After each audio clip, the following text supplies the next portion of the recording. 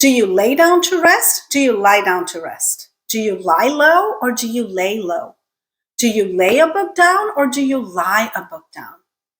I'd be lying if I said that this has never given me pause. What exactly does lay mean? What exactly does lie mean? What's the difference between the two, and how do we keep it straight in our brains? Stay tuned to find out.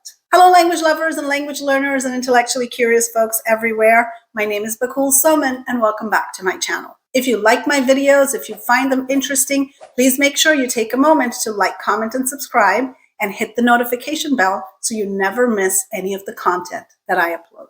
So let's get straight to it.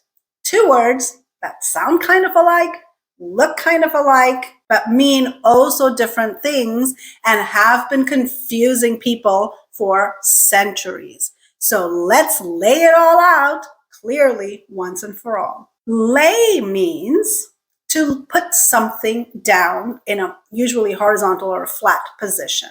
Okay, so you lay something down. That something is or someone sometimes is unable to move by itself or by themselves. All right, hence they require you to move them from whatever position they were in to that flat horizontal position. So you lay a book down, you lay a pencil down, you lay the scissors down.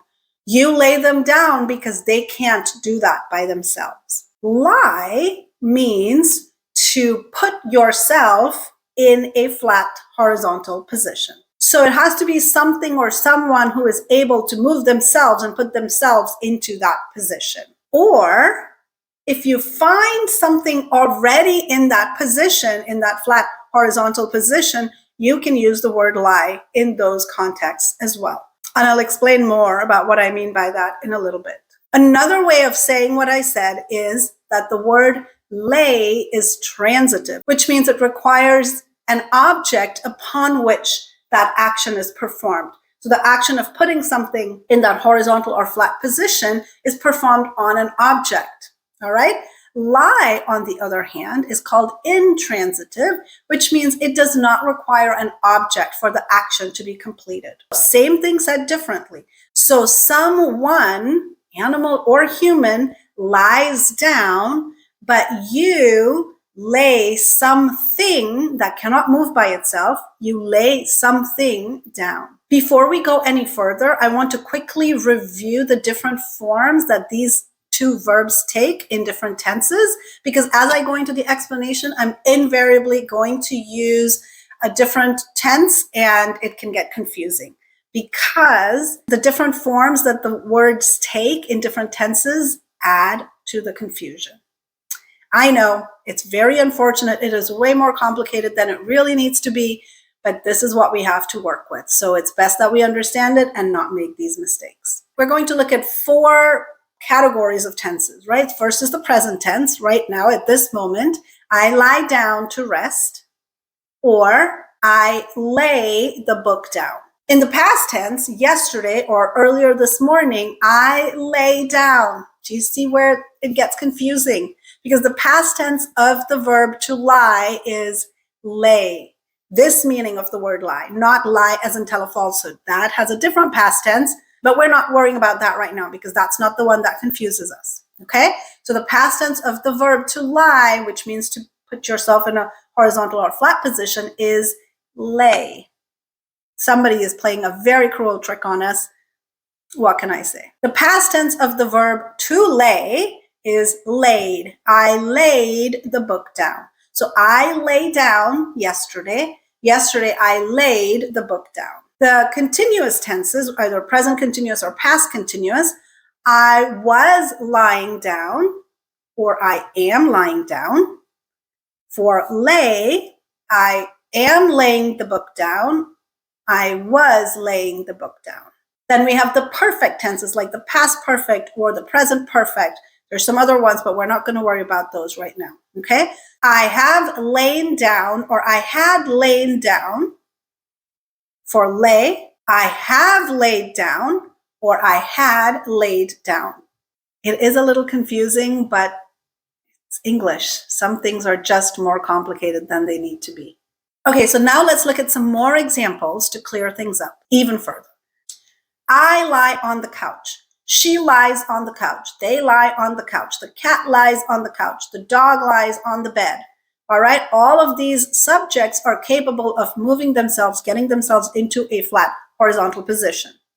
So lie, because remember, lie does not require an object. The subject is capable of exerting that action upon itself or upon themselves. She laid the baby on the bed.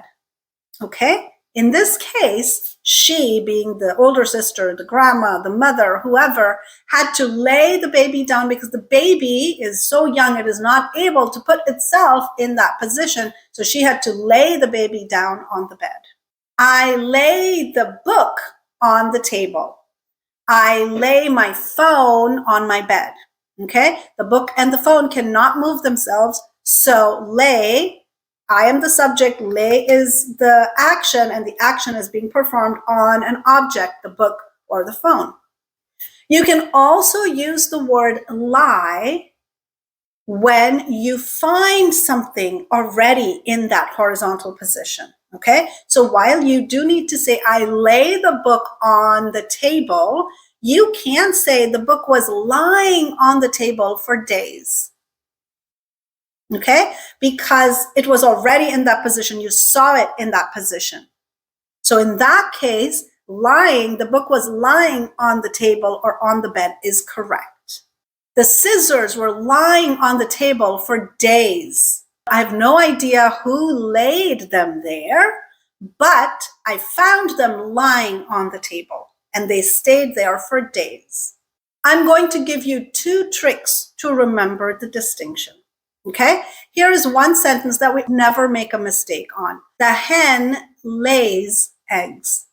Okay, the hen is the subject, laying is the verb, and the object, what is being laid? The eggs. We never say the hen lays eggs. Always keep that sentence in your mind. And if you're ever confused, just say that. The hen lays eggs. Okay, lay needs an object, so that's the correct one, or it's the other one. Okay, so that is one trick. The hen lays eggs. We never make a mistake with that one, so keep that as your clue.